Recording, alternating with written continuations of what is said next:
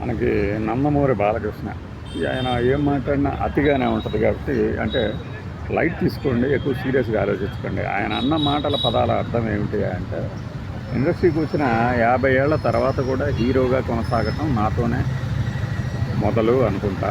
అంతేగాని 50 ఏళ్ళుగా హీరోగా కొనసాగుతున్న ఏకైక నటుడిని అని బయటికి అన్నారు, కానీ వాస్తవం అది కాదు కదా. ఇప్పుడు మమ్ముట్టి ఉన్నారు, మోహన్ లాల్ ఉన్నారు, మనకి చిరంజీవి కూడా 79లో 78లో వచ్చాడనుకుంటే ఇంకో 2-3 ఏళ్ళలో అది ఆ ముచ్చట కూడా తీరిపోతుంది. 50 ఏళ్ళు ఇండస్ట్రీలోనే అంటే ఇండస్ట్రీకి ఎంట్రీ ఇచ్చిన తర్వాత 50 ఏళ్ళ తర్వాత కూడా హీరోగా చేస్తుంది నేను ఒక్కడనే అంటాడు ఆయన.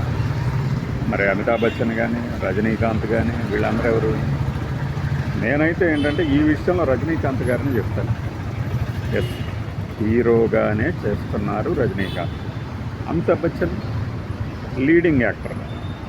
వీళ్ళిద్దరినీ కాదని ఒక ఇండస్ట్రీలో అద్భుతంగా లాంగ్విటీ ఉన్న కెరీర్ ఇంకొకరికి లేదు. నేను పదే పదే చెప్తూ ఉంటాను. మన రీచ్ తక్కువ కాబట్టి ఎక్కువ మందికి తెలియదు, కానీ మనం ఎప్పుడో చెప్పాము. ఆయనకి పోయిన సంవత్సరంలో వరదలు వచ్చినప్పుడే ఇదిగో ఈయన ఇండస్ట్రీకి వచ్చి 2 అయింది అని సన్మానం చేయకపోతే, అరే బాబు కొన్నాళ్ళు అయితే ఇండస్ట్రీలో 50 ఏళ్ళుగా కొనసాగుతున్న వాళ్ళు చాలామంది ఉన్నారు అని లాస్ట్ ఇయర్ పెద్దవాళ్ళు వరదలు వచ్చినప్పుడు ఆగస్టు గుర్తు చేసుకొని మన అభిమానులను రంజింపజేయడానికి మన హీరోలు రకరకాలుగా మాట్లాడుతుంటారు. అది వాళ్ళని దాన్ని సీరియస్ తీసుకొని అది ఏంటి బాలకృష్ణ తప్పు చెప్పాడు అనొచ్చు.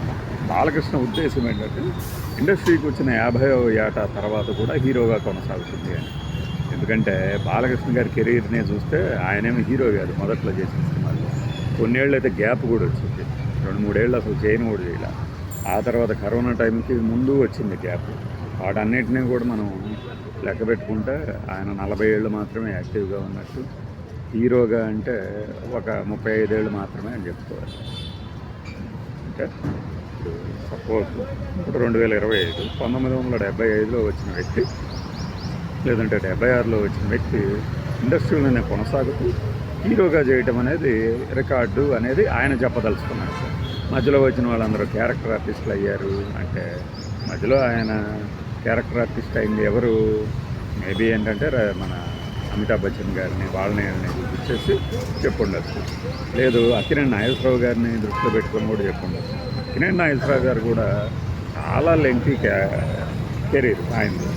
కాకపోతే మధ్యలో ఏంటంటే ఒక ప్రధాన పాత్రలో ఆయన కనబడుతూ యువ హీరోలుగా వేరే వాళ్ళు ఉండేవాళ్ళు. ఇప్పుడు బంగారు కుటుంబం ఉంది, 94లో వచ్చిన బంగారు కుటుంబం.